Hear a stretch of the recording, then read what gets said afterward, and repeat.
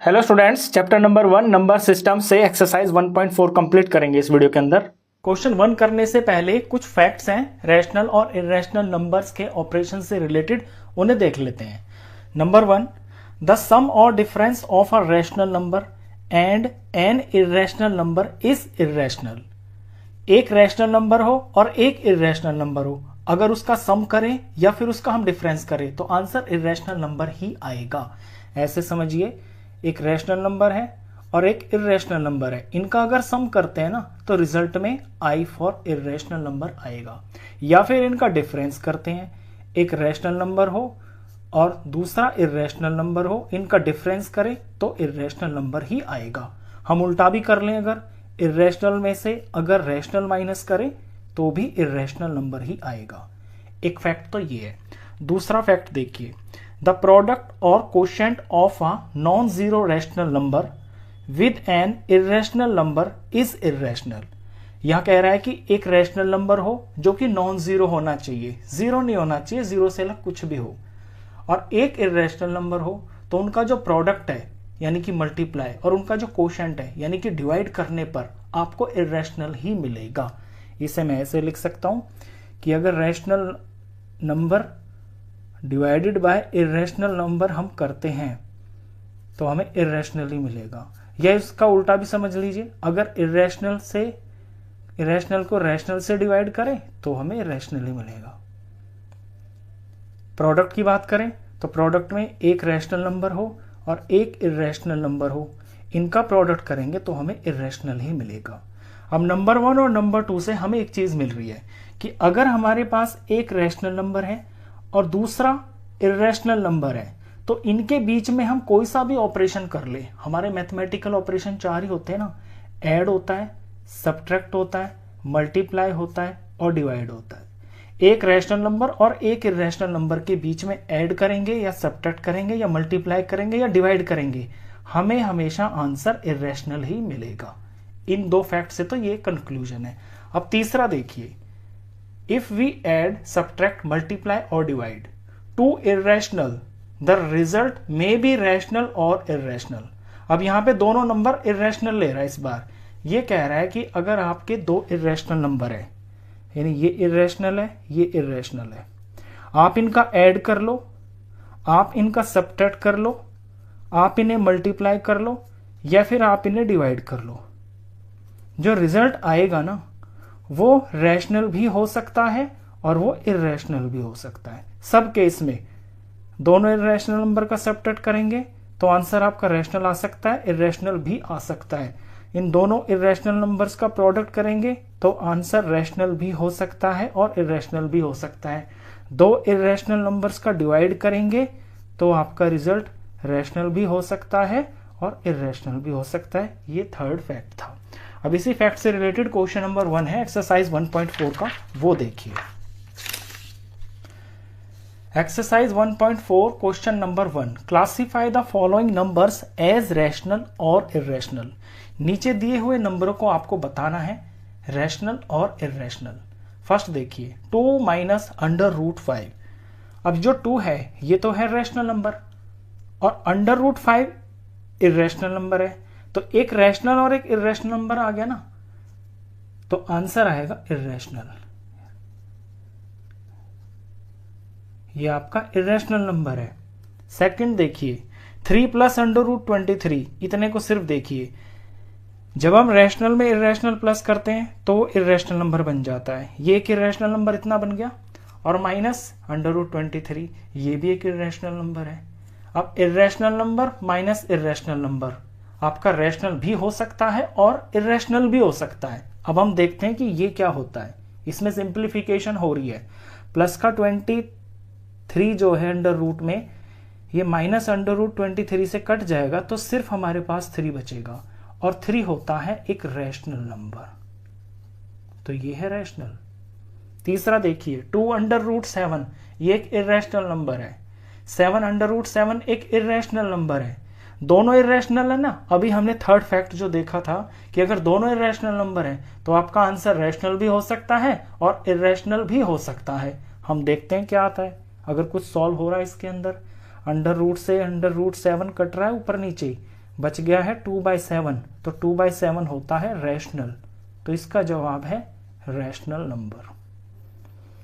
Fourth देखिए, 1 में √2, 1 एक रैशनल नंबर है, √2 एक इर्रेशनल नंबर है। ये दो तरह के नंबर आ गए ना, तो जब भी एक रैशनल और एक इर्रेशनल हो तो वो हमेशा आपको इर्रेशनल नंबर ही देता है, तो ये एक इर्रेशनल नंबर है।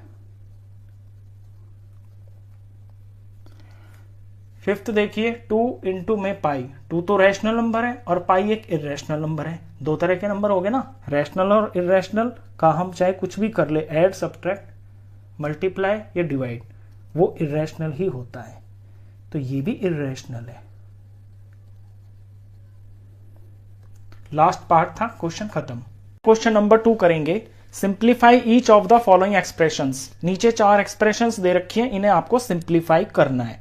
नंबर 1 देखिए, 3 + √2 इंटू में 2 + √2। अब इसके अंदर ना तो पहला नंबर सेम है और ना इनमें सेकंड वाला सेम है, तो यहाँ पे कोई फॉर्मूला तो मुझे लगता हुआ दिखाई दे नहीं रहा। हमने छोटी क्लासेस में बाइनोमियल टू बाइनोमियल का प्रोडक्ट करना सीखा था, उसी तरीके से हम इसको सिंप्लीफाई कर देंगे। स्टेप ये होता था कि पहले ब्रैकेट के अंदर जो पहला नंबर होता है उसकी हम मल्टीप्लाई करते थे अगले वाले पूरे ब्रैकेट से, तो यहां 3 की मल्टीप्लाई पहले करेंगे 2 + √2 से, 2 + √2 से, फिर ये बीच वाला साइन लगाएंगे जो पहले ब्रैकेट के अंदर है, और इसका जो दूसरा नंबर है जो कि √3 है, अब इसकी मल्टीप्लाई हम अगले वाले ब्रैकेट से कर देंगे, 2 + में √2। यानी पहले को ब्रेक करेंगे हम, पहले नंबर से सारा दूसरा ब्रैकेट, फिर दूसरे नंबर से सारा दूसरा वाला ब्रैकेट, ऐसे इसको हम खोल लेंगे। अब इनका प्रोडक्ट कर देते हैं। 3 को 2 से करेंगे तो 3 2 6 हो गया, प्लस में 3 को √2 से करेंगे तो 3 पूरा रहेगा और ये √2 एज इट इज रहेगा, प्लस में यहाँ √3 इंटू 2, तो ये 2 √3 हो जाएगा, प्लस में √3 इंटू में √2। अब अगर दो नंबर अंडर रूट के हैं तो वो मल्टीप्लाई हो जाते हैं और अंडर रूट के अंदर ही आ जाते हैं, तो 3 2 6 हो गया और इनके ऊपर आ जाएगा √2। अब ये 4 टर्म्स आ गई हैं, 4 टर्म्स में मेरे को कोई भी इसके अंदर लाइक टर्म नहीं दिखाई दे रही है। ये पूरा 6 है, ये √6 है, और ये जो 2 टर्म्स आप देख रहे हो ना, ये एक तो है √2 की टर्म और एक है √3 की टर्म, तो ये लाइक टर्म्स नहीं है, ये जुड़ नहीं सकती। अगर यहाँ दोनों सेम होती ना, ये अगर ये वाली भी √2 होती तो फिर इनके कोफिशिएंट सॉल्व हो जाते, 3 और 2 5 हो जाता, 5 √2 हो जाता। तो अगर यहाँ पे रूट में सेम नंबर नहीं है तो ये अनलाइक टर्म मानी जाती है और इन्हें आप ना ऐड कर सकते हो ना आप इन्हें सब्ट्रैक्ट कर सकते हो, तो यही इसका आंसर है। सेकंड पार्ट देखिए, 3 + √3 इंटू में 3 - √3। अभी मुझे देखते ही पता चल रहा है इसमें मेरा पहला नंबर सेम है 3 और 3, और दूसरा नंबर भी सेम है √3 और √3, और बीच में प्लस और माइनस के साइन लगे हुए हैं। तो ये क्या आपको फॉर्मूला समझ नहीं आया? आपने पीछे किया हुआ है छोटी क्लासेस में, a + b इंटू में a - b, उसी फॉर्म में लिखा हुआ है ना ये, तो यही फॉर्मूला हम लगा देंगे। a + b a - b का फॉर्मूला होता है a² - b का स्क्वायर। ये फॉर्मूला मैं यहाँ पे यूज करने वाला हूं, इसे मैंने बॉक्स में डाल दिया। अब यहां मेरा a तो है पहला नंबर जो कि 3 है, तो यहां 3 का स्क्वायर माइनस, और b है मेरा √3, तो √3 और इस सारे का स्क्वायर। अब 3 का स्क्वायर करेंगे यानी कि 3 × 3 माइनस √ का स्क्वायर करेंगे यानी √3 इंटू में √3, 3 3 ये 9 हो गया, माइनस √3 ये सिर्फ 3 हो गया। जब √ में सेम नंबर होते हैं तो √ खत्म हो जाता है। 9 - 3 ये 6 आ गया और यही इसका आंसर है। आइए इसका थर्ड पार्ट करते हैं। थर्ड पार्ट में आप देख रहे हो √5 प्लस में √2 और सारे का होल स्क्वायर। अब यहां तो फॉर्मूला लग जाएगा सीधा सीधा, ये a + b whole square, a + b whole square का हम फॉर्मूला लगा लेंगे। यहाँ पे जो फॉर्मूला आप यूज करो क्वेश्चन में उसे साथ में ना लिख देना और उस पर बॉक्स डाल देना कि आपने इस फॉर्मूले को यहाँ यूज किया है। तो a + b होल स्क्वायर होता है a का स्क्वायर प्लस में b का स्क्वायर प्लस में 2ab। a और b हमारे यहाँ पे √5 और √2 है, तो बस इनके अंदर हमें यही वैल्यू भरनी है। तो ए का स्क्वायर यानी कि √5 का स्क्वायर, बी का स्क्वायर यानी √2 का स्क्वायर प्लस 2a यानी √5 और b यानी √2।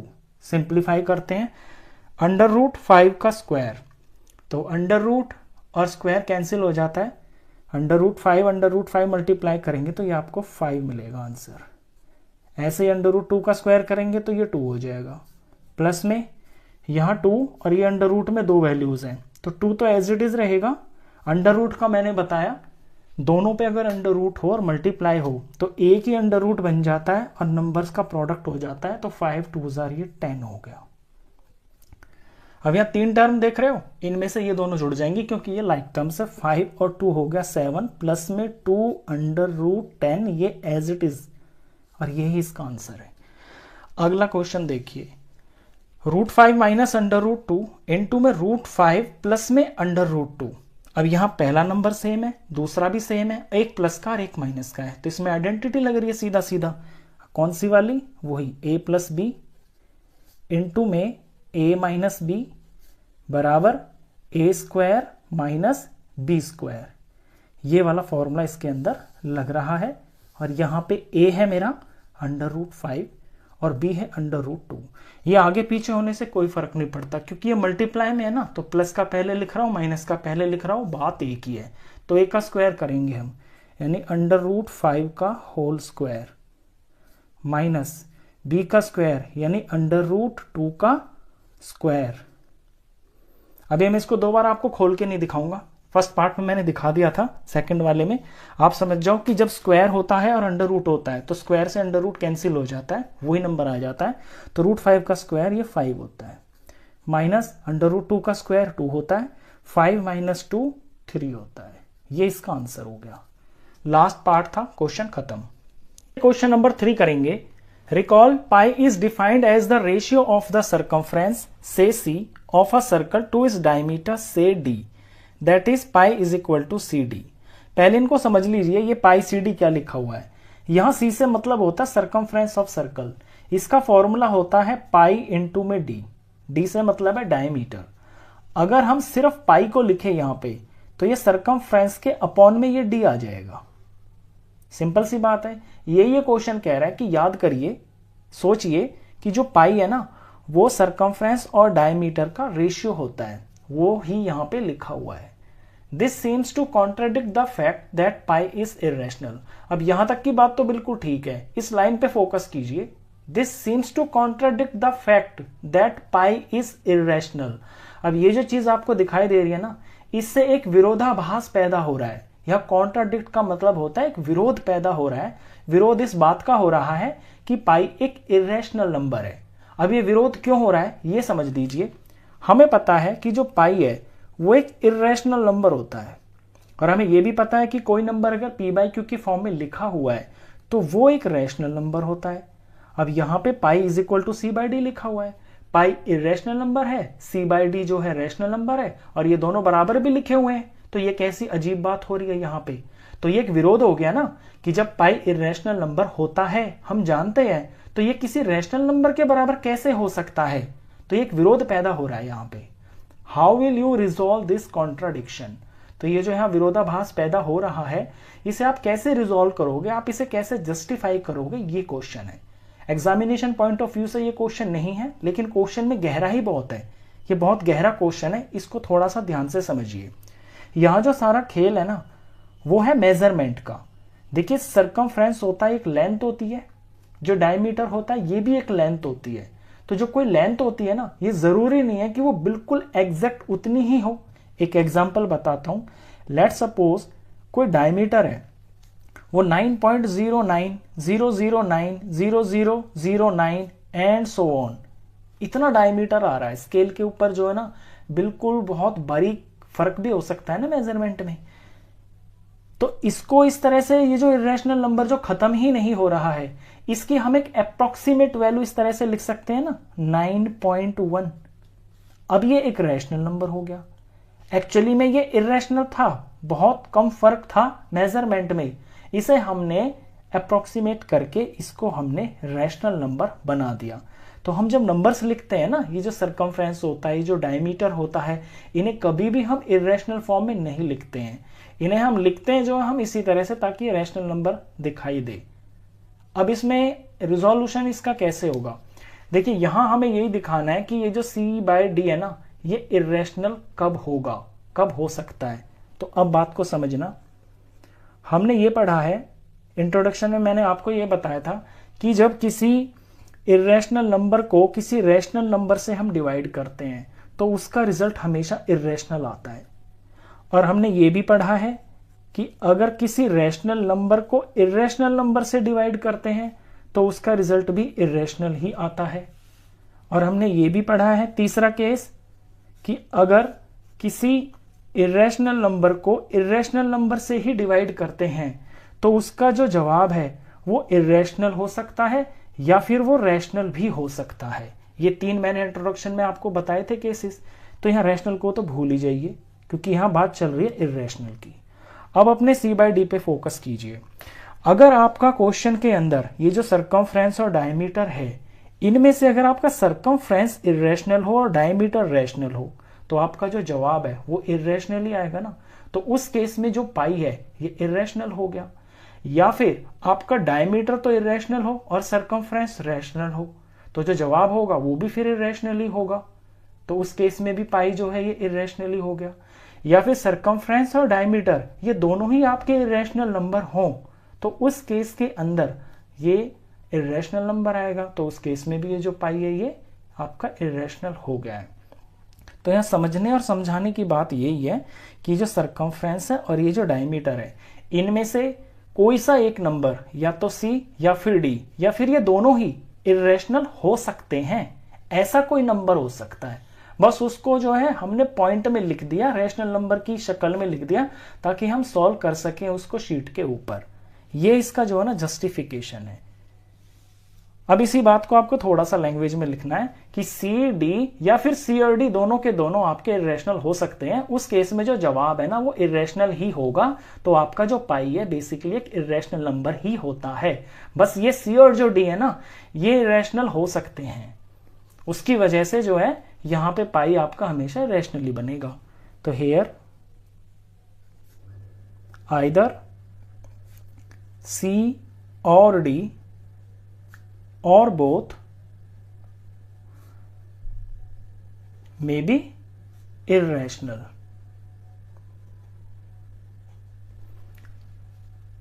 ये इसका रिजोल्यूशन है, आप इसको इस तरह से समझाओगे। क्वेश्चन खत्म। क्वेश्चन नंबर 4 करेंगे। Represent under root 9.3 on the number line. Under root 9.3 को नंबर लाइन के ऊपर रिप्रेजेंट करना है।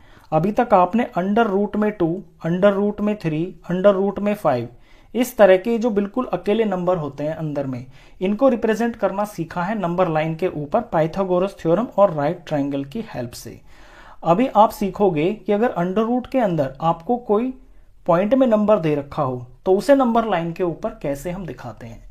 नंबर आपका कुछ भी हो सकता है। यहाँ पे 9.3 है, अंडर रूट में 6.5 भी हो सकता है, अंडर रूट में 10.4 भी हो सकता है।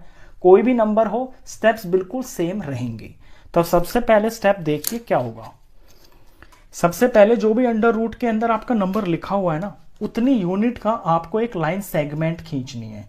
यहां 9.3 है, एक यूनिट को मैं 1 सेंटीमीटर के बराबर ले रहा हूं, तो मैं 9.3 सेंटीमीटर की एक लाइन सेगमेंट खींचूंगा। ये मेरा पहला स्टेप होगा। तो ये 0 है और यहां पे 9 और ये 9.54 और ये 3 हो गया। लेट सपोज इसका नाम हम रख देते हैं A और ये B। इसके बाद नेक्स्ट स्टेप ये है कि B से आगे हमें 1 यूनिट एक्सटेंड करना है इसको। तो इसे 1 यूनिट यानी कि 1 सेंटीमीटर और मैं आगे बढ़ा देता हूं। यहां तक हो गया ये, और इस पॉइंट का नाम मैं रख देता हूं C। इसके बाद ये टोटल जो लेंथ आई है A से लेके C तक, इसका मेरे को बनाना है परपेंडिकुलर बाइसेक्टर। वो बनाएंगे हम कंपास से। स्टेप्स आपको पता होंगे। जिस भी लाइन का परपेंडिकुलर बाइसेक्टर बनाया जाता है उसकी आधी लेंथ से थोड़ा एक्स्ट्रा हमको कंपास खोलना होता है, आधे से ज़्यादा मैंने खोला और इसके दोनों एंड पॉइंट पे रख के बारी बारी से ऊपर और नीचे ऐसे आर्क लगाई जाती है। ये 2 आर्क सी से लगाई मैंने, ऐसे 2 आर्क में ए से लगाऊंगा तो ये मेरी पहली वाली 2 आर्क इंटरसेक्ट हो जाएंगी। एक तो ये इंटरसेक्ट हो गई यहाँ पे, एक ये हो गई। अब ये जो 2 इंटरसेक्टिंग पॉइंट आए हैं इनसे होते हुए मैं एक लाइन खींच दूंगा। ये पॉइंट आया है, ये पॉइंट आया है, यहां से बिल्कुल इनके ऊपर से जानी चाहिए लाइन, ये आ गया। तो यहां जो इंटरसेक्ट ये हुआ है AC पे, लेट्स सपोज इसका नाम हम O रख देते हैं। तो ये AC का परपेंडिकुलर बाइसेक्टर हो गया है। इसके बाद इस O को सेंटर मान के और OA को रेडियस लेकर कंपास पे हमें AC के ऊपर एक पूरी बड़ी आर्क लगा देनी है। तो O से A इतना हमको रेडियस बनाना है कंपास के ऊपर, और A से C के ऊपर AC एक बड़ी आर्क, ये एक सेमी सर्कल बन जाएगा, ये हमें तैयार कर देना है। इसके बाद ये जो आपका पॉइंट B है, पॉइंट B के ऊपर बनाना है आपको एक परपेंडिकुलर आप कंपास से भी बना सकते हैं या फिर आप D से 90 डिग्री का एंगल भी बना सकते हैं। तो यहां मैं कंपास से करूंगा, आप बड़ी क्लास में प्रॉपर स्टेप्स करोगे तो आपको मार्क्स पूरे मिलेंगे। अब यहां पे B पे मेरे को एक परपेंडिकुलर बनाना है, तो थोड़ा कंपास को खोल लेंगे, एक इस तरह से आर्क लगाएंगे, फिर इस पॉइंट के ऊपर ये पहली आर्क, और यहां इस पॉइंट के ऊपर से ये दूसरी आर्क, और ये जो दूसरी आर्क है ये इस पहली वाली को यहां पे काटेगी। ये हमें इंटरसेक्टिंग पॉइंट मिल गया। फिर इस इंटरसेक्टिंग पॉइंट से हम इसी आर्क को ऊपर काट देंगे। ऐसे 90 डिग्री का एंगल बनाते हैं, 90 डिग्री का एंगल ही आपका परपेंडिकुलर होता है। तो यहां पे ये मेरे को पॉइंट मिल गया, इससे मैं B तक जोड़ देता हूं। ये मैंने जोड़ दिया। अब इसमें यहां आप इस पॉइंट को ले लेना, जो आपका ये जो सेमी सर्कल बनाना है AC का, इसे इस परपेंडिकुलर ने जहां काटा है इस पॉइंट को आपको लेना है। लेट्स सपोज इस पॉइंट का नाम हम D रख लेते हैं, और यहां बन गया ये परपेंडिकुलर। अब ये जो BD लेंथ आई है इसको आपको लेना है कंपास के ऊपर, ये B और ये D, इसे कंपास पे ले लेना है और इधर ये एक आर्क लगा देनी है ऐसे। ये जो BD लेंथ है ना, यही एक्चुअली में √9.3 की वैल्यू है। मैं इसे आपको प्रूव भी करके दिखाऊंगा कि ये कितनी होनी चाहिए और यहाँ पे ये कितनी दिख रही है। अभी मेरे को इस लाइन को थोड़ा एक्सटेंड करना है, क्योंकि यहीं तो मेरे को मार्किंग मिलेगी। तो इस लाइन को मैं थोड़ा एक्सटेंड कर लेता हूं आगे तक। अब देखिए, यहां से यहां तक था ये 1 यूनिट, हमने 1 यूनिट एक्स्ट्रा लिया था ना, इसके आगे मैं और इसमें यूनिट्स डाल देता हूं। यहां पे ये दूसरी यूनिट हो गया, यहां पे ये तीसरी यूनिट हो गया। तो इसको अगर 0 मानते हैं तो इसके आगे ये 1 यूनिट, यहां से यहां तक ये 2 यूनिट, और यहां से यहां तक ये 3 यूनिट। और ये 3 यूनिट के बाद जो ये वैल्यू आ रही है ना, जहां पे इस लाइन को इस BD लेंथ की आर्क ने काटा है, यही आपका √9.3 की वैल्यू है। अब इसे प्रूव मैं कैसे करके दिखा सकता हूं, जस्टिफाई। देखिए, √ जो 9 होता है ये 3 होता है, इसकी वैल्यू 3 होती है। अब ऑफ कोर्स 9.3 तो 9 से बड़ा है, तो इसकी जो वैल्यू है वो भी 3 से कुछ ज्यादा ही आएगी, वो 3 पॉइंट समथिंग आएगी। अब यहां भी आप देख रहे हो कि ये 3 से आगे ही जा रही है ये आर्क, तो ये जो वैल्यू है ये हमारी बिल्कुल ठीक आई है। इसी तरह से आप √ के अंदर कोई भी अगर पॉइंट का नंबर है, डेसिमल का नंबर है, तो बिल्कुल सेम यही स्टेप्स होंगे, आप उस नंबर को नंबर लाइन पे रिप्रेजेंट कर सकते हैं। क्वेश्चन खत्म। क्वेश्चन नंबर 5 करेंगे, rationalise the denominators of the following. नीचे दिए हुए क्वेश्चंस के डिनोमिनेटर को आपको रैशनलाइज करना है। रैशनलाइज का मतलब हो गया, जो डिनोमिनेटर में इरेशनल नंबर दिख रहा है ना आपको, इसको आपको रैशनल नंबर बना देना है। अब 2 तरह के क्वेश्चन आते हैं इसमें, एक तो आएगा जब डिनोमिनेटर में सिर्फ आपका एक ही नंबर होगा, जैसे यहाँ पे √7 लिखा हुआ है, और दूसरे तरह का क्वेश्चन ये होता है कि नीचे में आपके 2 डिजिट्स होते हैं, यानी 2 नंबर होते हैं, जैसे यहाँ √7 माइनस √6 है। तो पहले देखिए जब एक नंबर होता है डिनोमिनेटर में तो उसे कैसे रैशनलाइज करते हैं। ये बिल्कुल सिंपल होता है, यहाँ पे ऊपर में तो 1 ही है और ये √7 है। अब इस √7 को मेरे को रैशनल नंबर बना देना है। तो स्टेप ये होगा कि ऊपर नीचे न्यूमरेटर में भी और डिनोमिनेटर में भी आप √7 से ही मल्टीप्लाई कर दोगे। जो भी यहां अंडर रूट में नंबर होगा उसी से न्यूमरेटर डिनोमिनेटर को मल्टीप्लाई कर दोगे। तो इससे होगा क्या कि नीचे √7 इंटू √7, अंडर रूट से अंडर रूट जब मल्टीप्लाई होता है तो अंडर रूट खत्म हो जाता है।